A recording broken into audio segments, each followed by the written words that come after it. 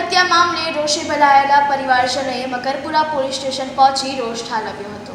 વડોદરા શહેરના મકરપુરા ડેપો પાસે આવેલ નગરમાં રહેતા 38 વર્ષીય દિલીપ કુશવાહાનો સોસાયટીમાં પાડોશી સાથે કમ્પાઉન્ડ વોલ બાબતે ઝઘડો થયો હતો, જે બાદ ગતરોજ સવારે રાબેતા મુજબ દિલીશી કુશવાહા મકરપુરા જીઆઈડીસીમાં નોકરી અર્થે ગયો હતો।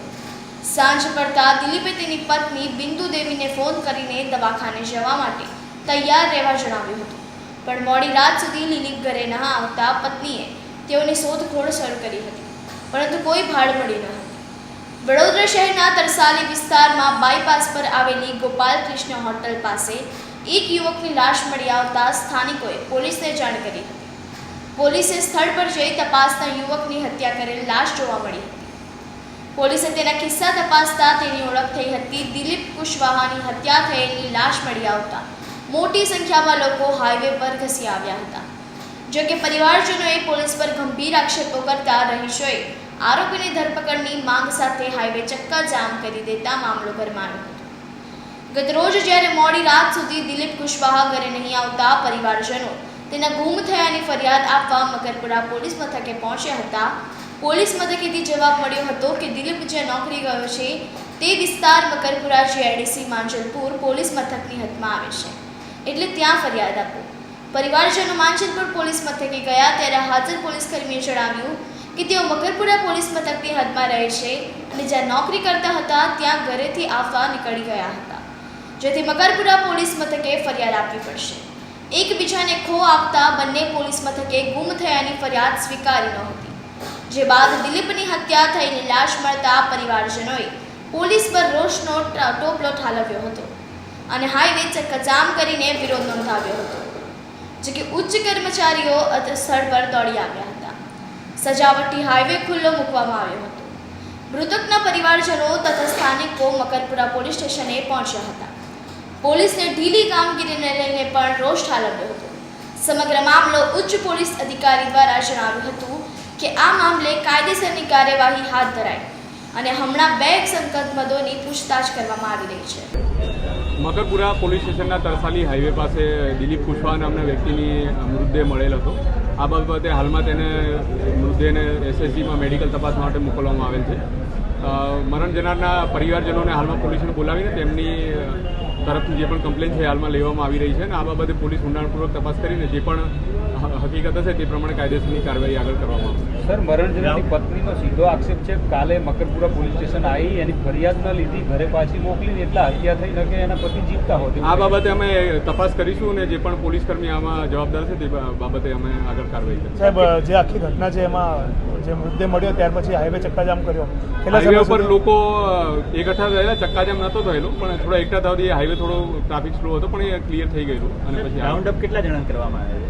હાલમાં શકમંદો 2 પોલીસ સ્ટેશનમાં લાવવામાં આવ્યા છે, તેમની પૂછપરછ હાલમાં થઈ સર, પ્રાથમિક વિગત કંઈ કેમ? પ્રાથમિક હાલમાં કહી શકાય નહીં, પૂરી ઊંડાણપૂર્વક તપાસ ત્યારબાદ જ આપણે કહીશું। પરિવારનું કેવું છે કોઈ પાડોશી સાથે દિવાલને લઈને ઝઘડો ચાલે? અગાઉનો આક્ષેપ તેમનો છે કે અગાઉ આ બાબતે ઝઘડા વગેરે થતા હતા, તો તે બાબતે અમે તપાસ કરીને એમાં જે પણ હશે એ પ્રમાણે કાર્યવાહી કરીશું। એમનો આક્ષેપ એવો પણ છે કે જે રીતના ચક્કાજામ માટે બધા લોકો ભેગા થયા ત્યાં તો પોલીસે લાઠીચાર્જ કરી। लाठीचार्ज नहीं, हाल में कोई हमारी पास हकीकत नहीं, ये बात होते पर हमें चेक वो 1 महीना पहले वो दीवार का दाज के लिए बोल रही थी, वो लड़की झगड़ा कर रही थी और इसके बाद फिर वो 2 बार कंप्लेन लिखा दी, 2 बार यहाँ आके कंप्लेन लिखा के और फिर वो मजूर के मेरा भगा दी। तीसरा बार हो गया तो एक बार गई हूँ तो बोल की हूँ कि क्यों भगा रही है, तो वो बोलती है कि भिखारी लोग आ गई है इधर और मेरा बात 2-3 बात आप बोली हूँ कि तू मजूर के पैसा भरेगी, तो वो रिकॉर्डिंग कर ली, रिकॉर्डिंग करके यहाँ 2 बार कंप्लेन कर ली, कंप्लेन करके और फिर वो केस कर दी है। हम लोग 3-4 जन यहाँ आके बैठी हूँ, फिर यहाँ नर्मदा भवन गई तब मेरा सब लोग के नाम कट्टा पैसा लिए था और फिर से वो 50,000 रुपया फिर से लिए। 50,000 बोला दीवार के भाग दो, तो फिर दीवार के भाग दिए। फिर बोलता है मेरा सरखा दीवार नहीं रहना चाहिए, मेरा ऊंचा दीवार रहा। परसों ये सब बात हो रहा है और वो लड़की फिर परसों बोल के फिर चुपचाप हो गई, मेरा काम तो अभी बंद है और वही मरवा दिया है। जब रात को यहाँ आई हूँ तो बोलती है कि नहीं ये तो बंद है, बंद है, अभी नहीं आया डॉक्टर, वो पुलिस वाला नहीं आया। फिर सुबह जब आई हूँ तो वो मैडम डांट के मेरे को भगा दी। वो लड़की की वजह से तुम्हारा आदमी थोड़ी भाग गया है, तुम्हारा आदमी तो तेरे से भी झगड़ा किया होगा ने, ऐसा बोल के भगा दी। आओ फिर चल गई, थोड़ा सा लिखी है, आओ फिर चल गई। तो फिर थोड़ा देर में पता चला कि जब वो मर गए तो सब लोग गए, अब बगैर पूछे लाश के उठा लिए। क्या मामला क्या था और कोई मामला था? मामला वही लड़की बोल रही थी कि कभी भी उठा सकता हूँ। ओके, कितने आदमी थे? और वो 8 आदमी रहे मारने वाले, इनको तो पता है। जब सुबह आए जो एक सप्ताह के अंदर ये जो मर गया व्यक्ति उसका नाम दिलीप कुशवाहा है और ये जो लेडीज हैं उनकी मिसेज हैं। ये एक सप्ताह पहले ये बनाव बना था, 2 पड़ोसी थे आपस में, ये इन्होंने नया घर खरीदा है और सामने वाला ये कहता था कि तुझे घर नहीं बनाने दूंगा क्योंकि 50,000 रुपया तू मुझे दे, 80,000 रुपया दो। और उसने उसी बाबत में धमकी दिया कि तुझे यहाँ से मार के निकाल दूंगा, जान से मार दूंगा। ये बात सही है। इसके बाद उन्होंने पुलिस को कंप्लेन किया और पुलिस ने 107 में इन लोगों के खिलाफ केस भी दर्ज की।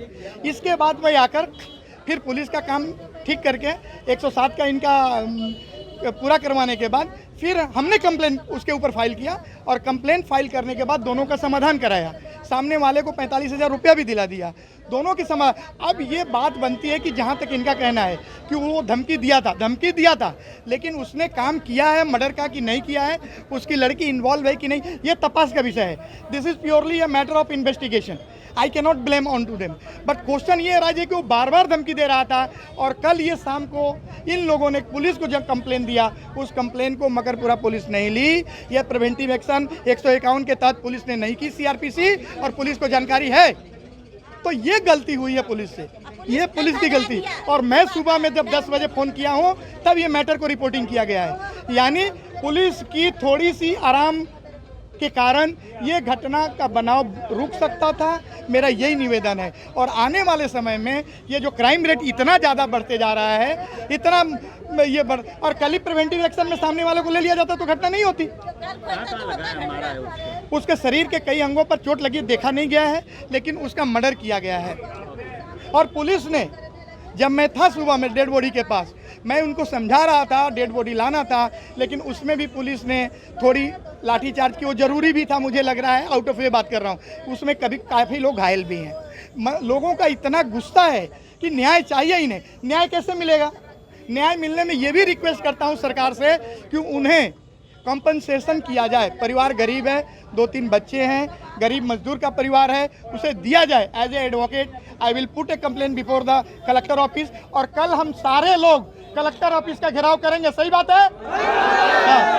क्योंकि आज छुट्टी का दिन है, समय बर्बाद करने का कोई मतलब नहीं। और केवल बिंदु पुलिस अरेस्ट करे, अरेस्ट कर लिया है, 3 आदमी अरेस्ट हो गए हैं। चौथा बिंदु आता है कोर्ट में, तो मेरी जिम्मेदारी है, मैं बड़ौदा बार कोर्ट का जनरल